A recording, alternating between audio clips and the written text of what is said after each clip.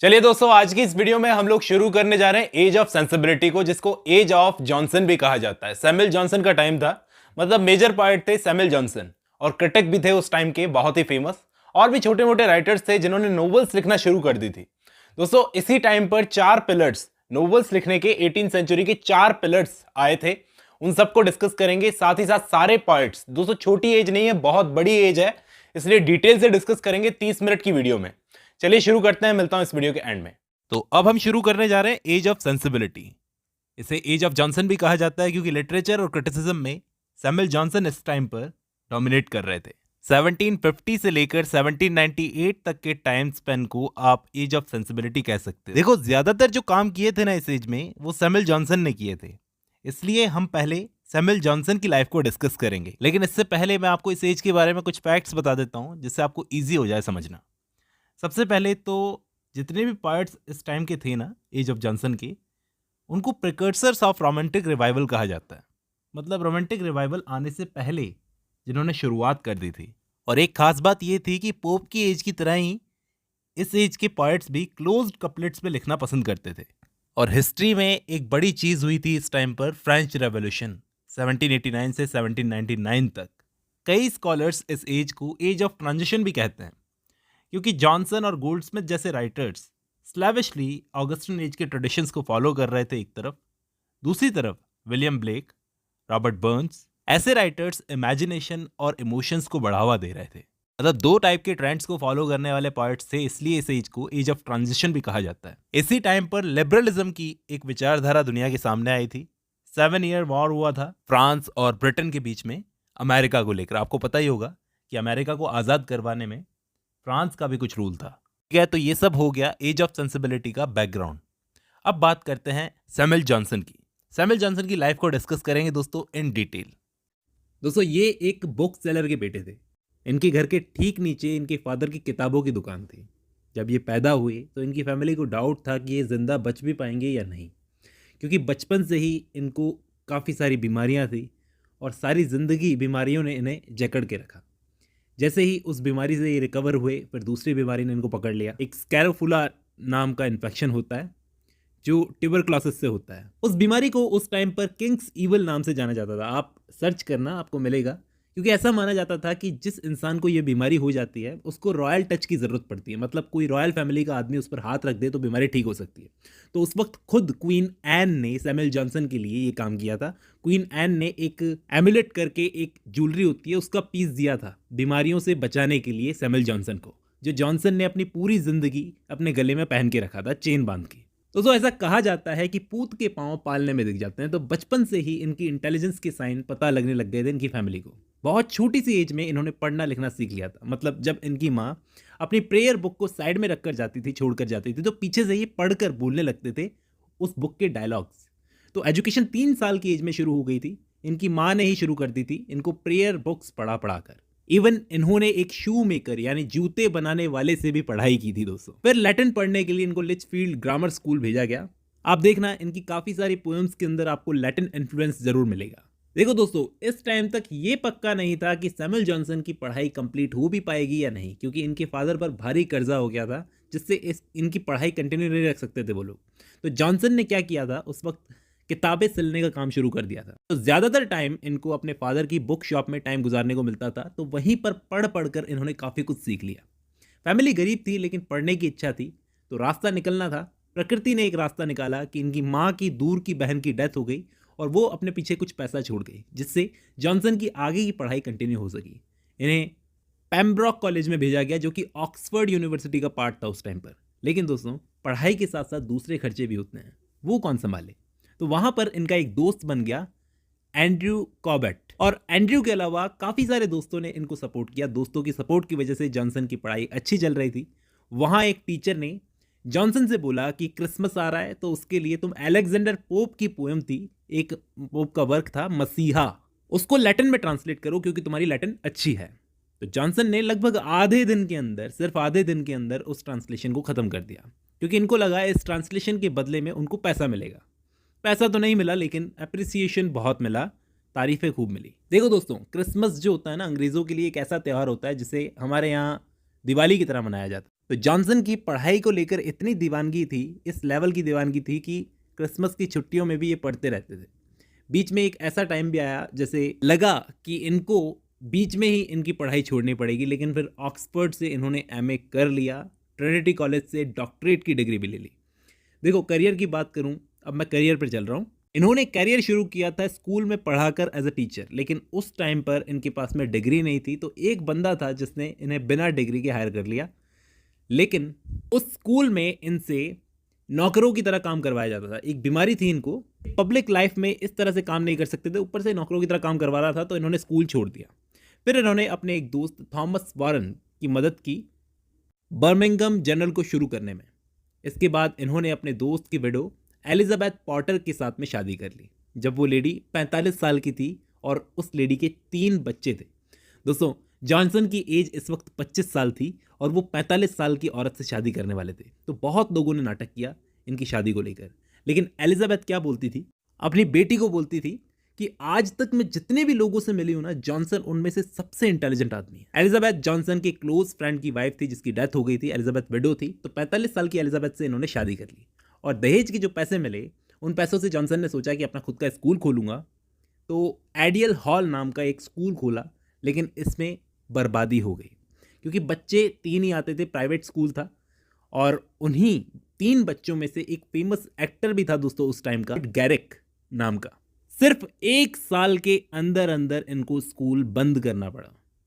अब दोस्तों क्या होता है, जॉनसन ने ये पब्लिकली पढ़ाने बढ़ाने के काम से तो ले लिया एक तरह से संन्यास। इन्होंने क्या किया, अपना जो ऑथरशिप वाला काम था, लिखने का काम, वो शुरू कर दिया। काफ़ी लंबे टाइम से ये एक ट्रेजेडी पर काम कर रहे थे, एक ड्रामा पर जिसका नाम था आयरीन। आयरीन जॉनसन का ओनली ड्रामा है दोस्तों, सिर्फ एकमात्र लिखा हुआ ड्रामा है और डेविड गैरिक ने इसमें रोल किया था। जो इनका स्टूडेंट था ना, डेविड गैरिक, जो स्कूल में इनके पास में पढ़ने आता था, वो एक बेस्ट एक्टर बन गया था और इसी ड्रामा में उसने रोल किया था। कमर्शियली तो ये ड्रामा बहुत सक्सेसफुल हो गया, लेकिन दोस्तों जॉनसन इसे अपनी लाइफ का सबसे बड़ा फेलियर मानते थे। हालांकि पैसा खूब कमाया, बाकी जितने भी वर्क्स लिखे थे उनसे सबसे ज़्यादा पैसा जॉनसन ने इस ड्रामा से कमाया, लेकिन जॉनसन को मज़ा नहीं आया। ये बहुत बड़ी बात होती है एक ऑथर के लिए, कमर्शियली सक्सेसफुल होने के बावजूद भी एक फेलियर मानना किसी वर्क को। उन्होंने ऑथर बनने का काम इसलिए चूज़ किया क्योंकि उनको ये जो एक खतरनाक सिंड्रोम था, ट्यूरेट सिंड्रोम, जिसमें आदमी पागलों जैसी हरकत करता है और रिपीटेटिव साउंड्स निकालता जाता है। मतलब अगर कुछ बोलेगा तो उसको बोलता ही रहेगा, जिसकी वजह से ये पब्लिक जॉब्स नहीं कर सकते। इस बीमारी में क्या होता है दोस्तों, आदमी क्या है, अजीब से साउंड्स निकालता है रिपीटेटिव और अपनी गर्दन को हिलाता है, शोल्डर्स को हिलाता है, तो इसकी वजह से लोग उसे पागल समझने लगते हैं। तो दोस्तों ये ड्रामा कमर्शियली सक्सेसफुल हो गया था, लेकिन इस ड्रामा से ये संतुष्ट नहीं हुए। इन्होंने अपना घर छोड़ दिया और लंदन चले गए। पहले तो अकेले गए, बाद में अपनी वाइफ को भी लेके गए। तो वहाँ पर इनका जो स्टूडेंट था डेविड गैरिक, उसके लंदन में काफ़ी कॉन्टैक्ट्स थे, अच्छे कॉन्टैक्ट्स थे, जिसकी वजह से इनको वहाँ रहने में कोई प्रॉब्लम तो नहीं आई। वहाँ मिला इनको एक प्रिंटर जिसका नाम था एडवर्ड केव। इसका नाम नोट कर लेना दोस्तों, इस बंदे ने काफ़ी सपोर्ट किया था सैमुअल जॉनसन का। तो एक पीरियडिकल चलता था उसका उस टाइम पर, द जेंटलमैन नाम का, जिसको द जेंटलमैन मैगजीन बाद में नाम दिया गया। उस टाइम तक मैगजीन नहीं था, ये पीरियडिकल चलता था द जेंटलमैन नाम का। उस बंदे ने इनको काम दिया। जॉनसन कहते थे कि मैं सदा एहसानमंद रहूँगा इस आदमी का जिसने मुझे उस वक्त काम दिया जिस वक्त मुझे काम की बहुत ज़रूरत थी। फिर दोस्तों जॉनसन ने अपनी लाइफ का पहला इंपॉर्टेंट और क्रिटिकली सक्सेसफुल वर्क लिखा जिसका नाम था लंदन। 1738 में इस पोएम को पब्लिश करवाया, लेकिन अनोनिमसली। मतलब जॉनसन ने इस पोएम पर अपना नाम नहीं लिखवाया था। बाद में जब ये सक्सेसफुल हो गई तो लोगों को पता चला कि इसको सैमुअल जॉनसन ने लिखा था, और उस वक्त जब इस राइटर का नाम नहीं पता था लोगों को, तो ये वर्क पब्लिश होने के बाद में अलेक्जेंडर पोप ने इसको पढ़कर क्या बोला कि इस वर्क के ऑथर को खोद कर निकालो यार, क्या वर्क लिखा है। दोस्तों इस बीच 1737 से 1739 के बीच में जॉनसन की दोस्ती होती है रिचर्ड सैवेज नाम के एक पोएट से। जॉनसन ने अपनी लाइफ में पहली बार इस बंदे रिचर्ड सैवेज की बायोग्राफी लिखी थी, लाइफ ऑफ सैवेज करके। दोस्तों इस टाइम तक जॉनसन अपनी वाइफ को छोड़ चुके थे और इस बंदे के साथ में ही रहते थे, क्योंकि इस बंदे के साथ रहना इनको बहुत पसंद था। काफ़ी सारी डिस्कशंस होती थी जॉनसन की इससे। गरीबी का दोस्त था रिचर्ड सैवेज इनका।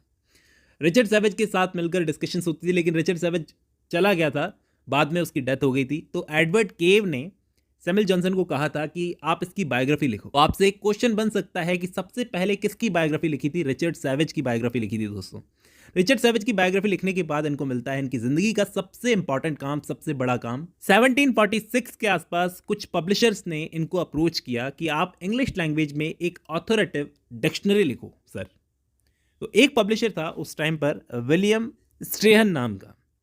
तो उसने जॉनसन को साइन कर लिया 1500 गिनीज में। जॉनसन ने कहा कि सिर्फ 3 साल में तैयार हो जाएगी डिक्शनरी। लेकिन दोस्तों, डिक्शनरी तैयार करना बहुत एफर्ट्स का काम होता है। फ्रांस की एक एकेडमी फ्रेंचाइज ने 40 स्कॉलर्स की टीम लगाई थी। 40 साल तक रिसर्च करने के बाद में उन्होंने अपनी डिक्शनरी तैयार की थी। जॉनसन बोले सिर्फ 3 साल में बन जाएगी, लेकिन उनको भी इसको तैयार करने में 8 साल लग गए। जब ये डिक्शनरी लोगों के सामने आई दोस्तों, तो काफी लोगों ने इस डिक्शनरी को क्रिटिसाइज किया, जिनमें से एक थे लॉर्ड मकाउले। लॉर्ड मकाउले, हाँ जी, वही मकाउले जो हमारे यहां पर आए थे। लॉर्ड मकाउले ने जॉनसन को अ रैचेड एटिमोलॉजिस्ट कहकर क्रिटिसाइज किया। लेकिन सब जानते हैं कि ये डिक्शनरी एक बहुत बड़ी अचीवमेंट थी सैमुअल जॉनसन के लिए। हालांकि इसके लिए उनको बहुत सारे पैसे तो नहीं मिले, लेकिन नाम खूब मिल गया। और ऑक्सफोर्ड यूनिवर्सिटी को भी अंदाज़ा लग गया था कि जॉनसन कुछ ग्रेट क्रिएट करने जा रहे हैं। पहले तो यूनिवर्सिटी आनाकानी कर रही थी इनकी एमए की डिग्री देने के लिए, लेकिन फिर बाद में जॉनसन को उसी यूनिवर्सिटी ने एमए की डिग्री देकर सम्मानित किया। बहुत ही खूबसूरत डिक्शनरी बनाई थी जॉनसन ने, जिसे बहुत सारी कोटेशन से तैयार किया था। देखो, डिक्शनरी पहले भी लिखी गई थी, ये फर्स्ट डिक्शनरी नहीं थी जो सैमुअल जॉनसन ने लिखी थी। ऐसा कुछ यूनिक काम भी नहीं किया था जो बहुत अलग हो। डिक्शनरी पहले भी लिखी गई थी, लेकिन किसी ने इतना अच्छे तरीके से काम नहीं किया था, इतना फिनिशिंग से, जो ऐसा कहा जाता है कि ये एक डिक्शनरी नहीं बनाई थी बल्कि एक रेफरेंस बुक बनाई थी। तो काम करो तो ऐसा करो जो 4 लोग बोले कि वाह क्या काम किया है। इसके बाद इन्होंने अपना खुद का पीरियडिकल शुरू किया था दोस्तों, द रैम्बलर नाम का, जिसको बड़ा कंसिस्टेंसी के साथ में ट्यूसडे और सैटरडे को पब्लिश करवाते थे। उसी टाइम पर सेम टाइप के और भी पीरियडिकल चलते थे, जैसे कि स्पेक्टेटर और टेटलर। लेकिन जॉनसन ने अपने पीरियडिकल को अलग बनाने के लिए, यूनिक बनाने के लिए क्या किया, प्रोज की लैंग्वेज में लिखना शुरू कर दिया। लगभग उसमें 208 के आसपास एसेज पब्लिश करवाए थे, और ज़्यादातर एसेज मॉरल और रिलीजियस टॉपिक्स पर होते थे। सैमुअल रिचर्डसन इनके एसेज को बड़ा एंजॉय करते थे दोस्तों, इनके एसेज को। और सैमुअल रिचर्डसन के लिए एक चीज़ और कही जाती है कि जिस वक्त सैमुअल जॉनसन परेशान थे फाइनेंशियल कंडीशन से, तो उस वक्त सैमुअल रिचर्डसन ने भी कुछ पैसे देकर इनकी हेल्प की थी। एक नोवेल थी दोस्तों, द फीमेल क्विहोटी। उस नोवेल की ऑथर थी शैर्लोट लेनॉक्स। उस नोवेल में रैम्बलर को मेंशन किया था दोस्तों, इनके पीरियडिकल रैम्बलर को मेंशन किया था शैर्लोट लेनॉक्स ने।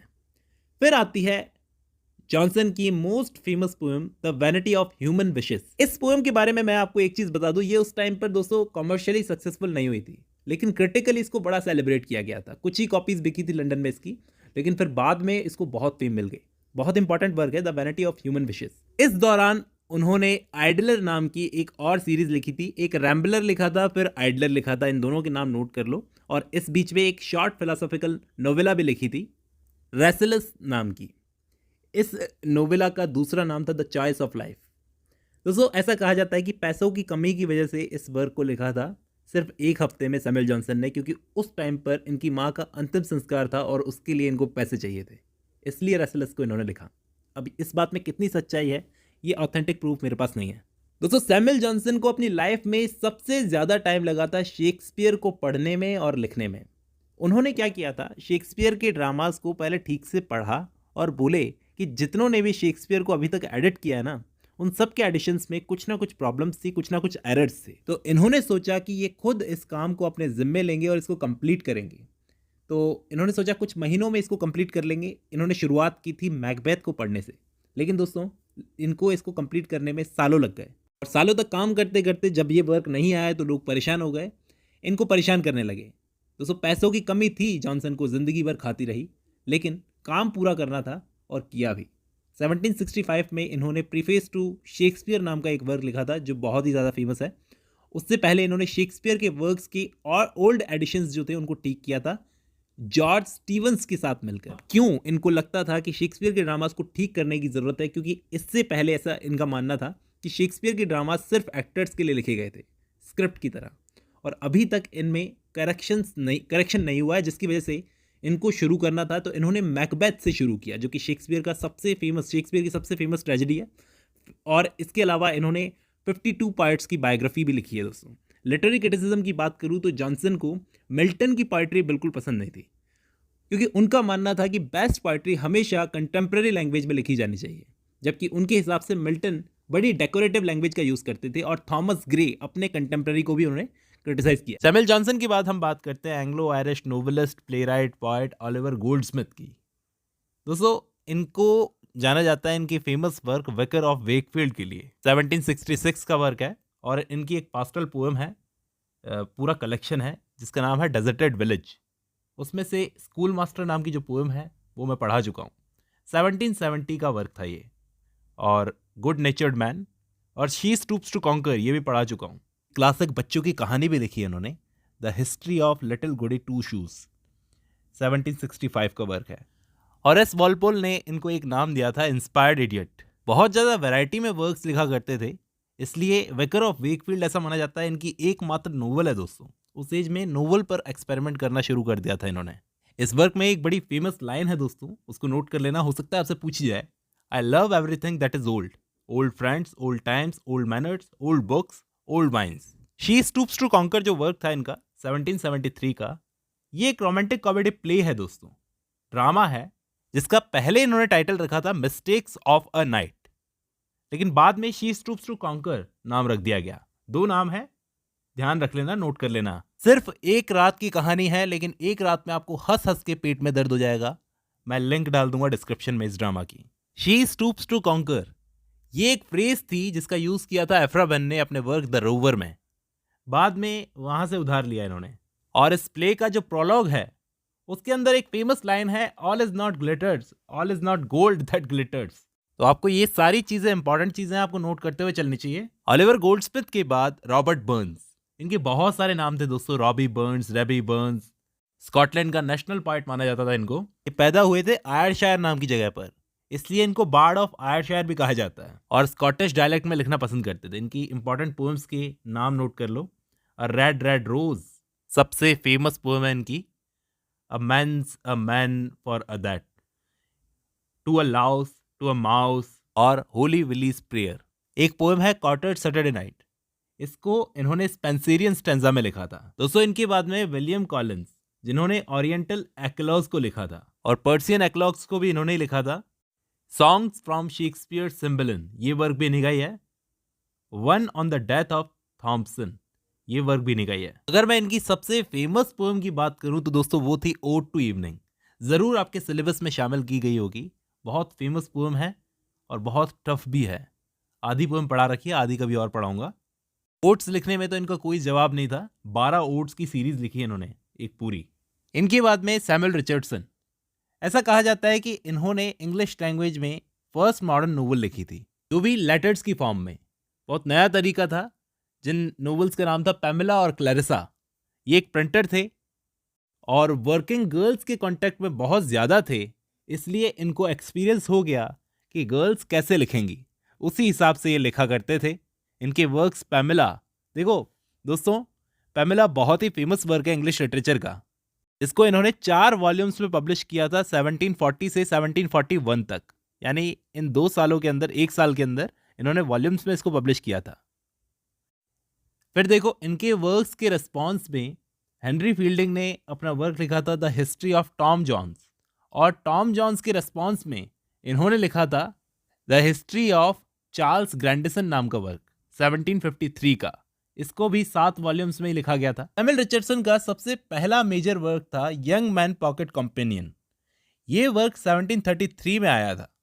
फिर इसके बाद इन्होंने ये 2 वर्क्स लिखे थे, क्लैरिसा और पैमेला। दोस्तों इनको फर्स्ट नोवेलिस्ट ऑफ कैरेक्टर ही नहीं, बल्कि first novelist of feminine character कहा जाता है, जो फीमेल पॉइंट ऑफ व्यू से अपनी नोवेल्स लिखा करते थे। एक चीज आप और नोट कर लो, पैमेला और क्लैरिसा दोनों को एपिस्टोलरी नोवेल्स कहा जाता है दोस्तों। नेक्स्ट राइटर है हेनरी फील्डिंग। वैसे तो ये सैमुअल रिचर्डसन से भी बड़ा नाम है। ये कैप्टन हरक्यूलिस के पेन नेम से अपने वर्क्स को पब्लिश करवाते थे। नोवेलिस्ट होने से पहले ये ड्रामेटिस्ट थे, नोवेल्स में बाद में घुसे थे। इनकी एक छोटी सिस्टर थी सारा, वो भी एक सक्सेसफुल राइटर बन गई थी, एक वर्क को पब्लिश करवा के। उस वर्क का नाम था the adventures of David simple 1744। जैसे मैं कई वीडियोस में आपको बता चुका हूँ कि उस टाइम पर एक लाइसेंसिंग एक्ट आया था, उस एक्ट को क्रिटिसाइज करने के लिए फील्डिंग ने एक पर्टिकुलर प्ले लिखा था गोल्डन रंप नाम का। तो उसमें उन्होंने लाइसेंसिंग एक्ट को ट्रिगर किया है। उनकी ये जो नोवेल है जोसेफ एंड्रयूज, जिसको मैं कवर कर चुका हूँ, वो पैमेला के ब्रदर जोसेफ के साथ में डील करती है। मतलब सैमुअल रिचर्डसन की ही नोवेल के अंदर एक कैरेक्टर था जोसेफ, उसी के ऊपर एक नोवेल लिख डाली इन्होंने। ये ड्रामास छोड़कर नोवेल्स के अंदर इसलिए घुसे क्योंकि ड्रामास में लाइसेंसिंग एक्ट की वजह से उनके धंधे बंद हो गए थे ड्रामेटिस्ट के, इस वजह से ये नोवेल्स में घुस गए।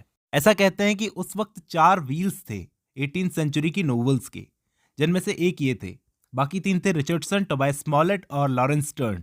टोबायस स्मॉलेट के एक भी वर्क को मैंने डिस्कस नहीं किया है, लेकिन इन सब के वर्क्स को डिस्कस किया है। इनको 18th सेंचुरी के 4 व्हील्स की जो संज्ञा दी थी 4 राइटर्स को, वो किसने दी थी दोस्तों? सैंड्सबरी ने। सैंड्सबरी कौन थे? जिन्होंने यूनिवर्सिटी विट्स जो नामकरण किया था, उन्होंने ही इन चारों राइटर्स को 4 व्हील्स कहा था। इन्होंने एक क्रिमिनल की लाइफ पर सटायर भी पब्लिश किया था दोस्तों, जोनाथन वाइल्ड द ग्रेट। एक और सटायर था, a journey from the world to the next. 1749 में इनकी नोवेल टॉम जॉन्स दुनिया के सामने आती है। 1737 में इनकी लाइफ पूरी तरह से चेंज हो गई जब लाइसेंसिंग एक्ट आया, जिसकी वजह से सारे थिएटर्स को बंद कर दिया गया सिवाय 2 थिएटर्स के। और वो 2 थिएटर्स कौन से थे? ड्यूरी लेन थिएटर और कॉन्वेंट गार्डन थिएटर। थिएटर्स बंद होने से पहले हेनरी फील्डिंग लिटिल थिएटर नाम की एक जगह के मैनेजर रह चुके थे। इन्होंने 4 पीरियडिकल्स को एडिट किया था, the champion, the convent garden journal, true patriot और जैकोबाइट जर्नल। कई क्रिटिक्स इनको फादर ऑफ इंग्लिश नोवेल भी कहते हैं दोस्तों, क्योंकि इन्होंने टॉम जॉन्स और जोसेफ एंड्रयूज नाम के 2 कॉमिक एपिक वर्क लिखे हैं। ऑल टुगेदर इन्होंने 4 नोवेल्स लिखी थी। और इनका पॉलिटिकल सटायर मैंने आपको बताया, द गोल्डन रंप। इसमें इन्होंने प्राइम मिनिस्टर रॉबर्ट वालपोल के 1737 के लाइसेंसिंग एक्ट को क्रिटिसाइज किया है। इन्होंने सैमुअल रिचर्डसन के वर्क पैमेला पर डायरेक्ट अटैक किया था, शमेला वर्क लिखकर। 1741 का वर्क था और 1740 में पैमेला वर्क आया था, उसी के अगेंस्ट एक रिएक्शन था ये। इस वर्क को अक्सर क्रिटिक्स एंटी पैमेला भी कहते हैं। इनका वर्क टॉम जॉन्स एक बिल्डंग्स रोमन नोवेल का एग्जाम्पल है, यानी एक पिकारेस्क नोवेल, और 18 स्मॉल बुक्स में इसको लिखा गया है। और ये खास तौर पर ध्यान रखना जॉर्ज लिटलटन को डेडिकेटेड वर्क था। अब मैं बात करता हूँ जॉर्ज क्रैब की। दोस्तों ये पोएट होने के साथ साथ एक सर्जन भी थे और क्लर्जीमैन भी थे। इनको अपना लिटरेरी करियर शुरू करने में सबसे ज़्यादा हेल्प की थी एडमंड बर्क ने। लॉर्ड बायरन ने इनके लिए कहा है, nature's sternest painter yet the best. इन्होंने जो फेमस वर्क्स लिखे हैं वो है द विलेज 1783। नेक्स्ट है द बॉरो, ये 24 लेटर्स की एक सीरीज थी। टेल्स ऑफ द हॉल 1819 का वर्क था। द लाइब्रेरी 1781 का वर्क था। देखो दोस्तों फेमस ये इसलिए है क्योंकि इन्होंने first time realistic narrative form और डिस्क्रिप्शन का यूज़ किया था और हेरोइक कपलेट्स का यूज़ करते थे अपनी राइटिंग्स के अंदर, अपने से पहले के राइटर्स की तरह। इनकी जो पोएम है द विलेज बहुत ही ज़्यादा फेमस है दोस्तों। ओलिवर गोल्डस्मिथ का जो वर्क था द डेजर्टेड आइलैंड, उसके अगेंस्ट एक प्रोटेस्ट में इस वर्क को लिखा था इन्होंने। नेक्स्ट है थॉमस ग्रे, हॉरेस वॉलपोल के बहुत अच्छे दोस्त। आपको नोट करवा देता हूँ ये चीज़, एटन कॉलेज में पढ़े थे उनके साथ में कैम्ब्रिज में, इसलिए अच्छे दोस्त बन गए।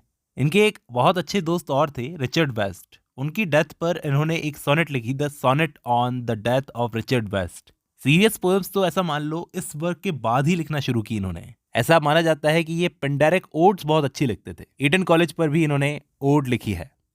इनको 1757 में पोएट लॉरिएट की पोस्ट ऑफर हुई थी, लेकिन इन्होंने रिफ्यूज़ कर दी। अपने पूरे लिटरेरी करियर में इन्होंने ऑल टुगेदर 13 पोएम्स लिखी थी, 13 पोएम्स, और उनमें से एक पोएम थी allergy return in a country churchyard, जिसकी वजह से इनको ग्रेवयार्ड पोएट्स में गिना जाता है।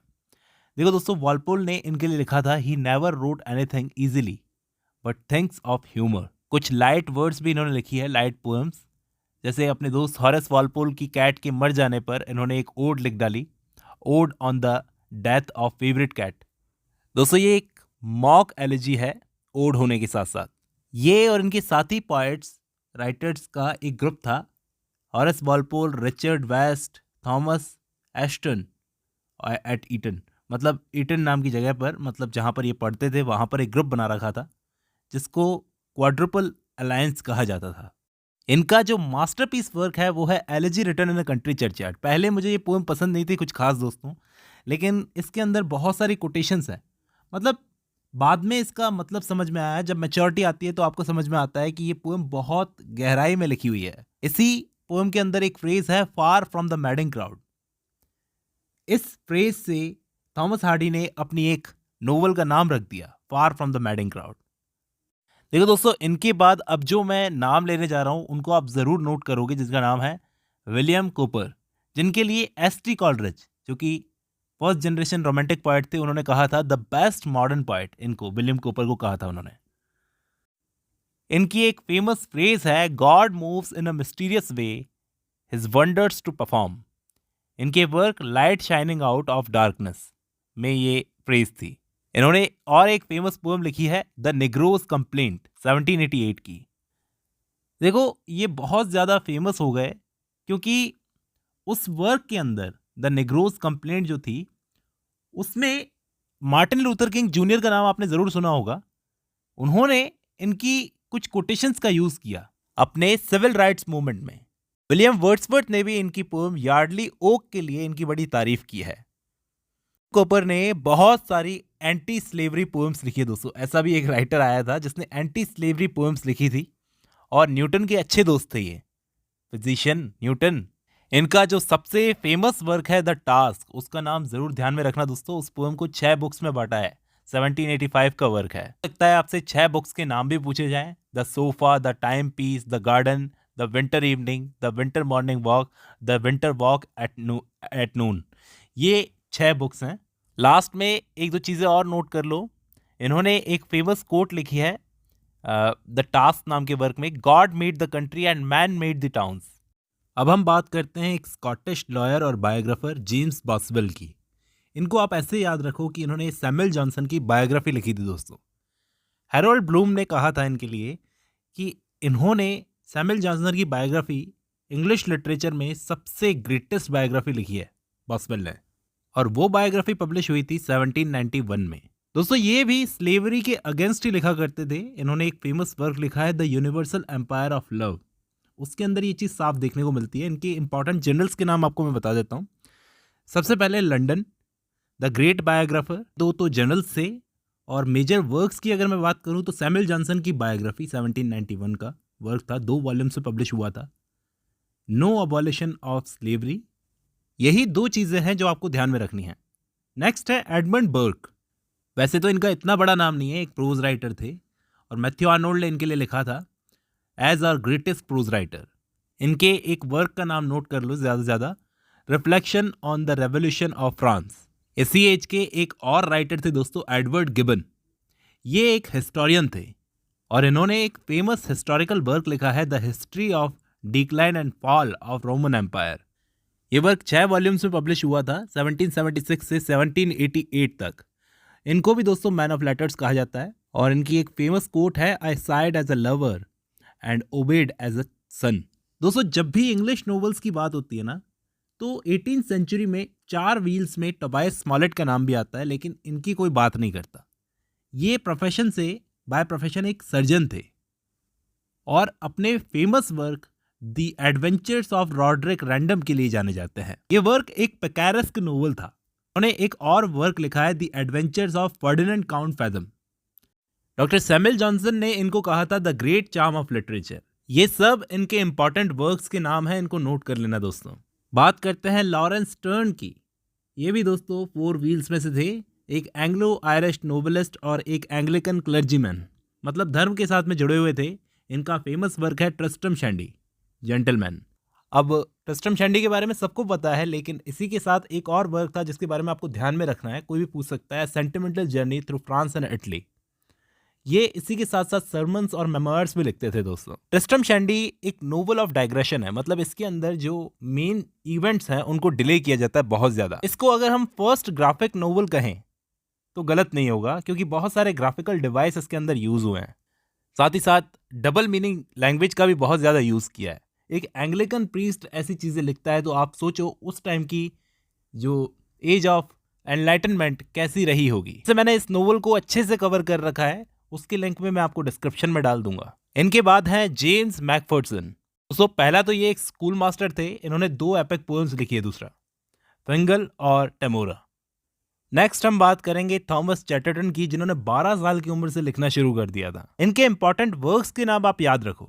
सबसे पहले तो an elegy on the much lamented death of William Beckford और the execution of sir Charles बार्डविन।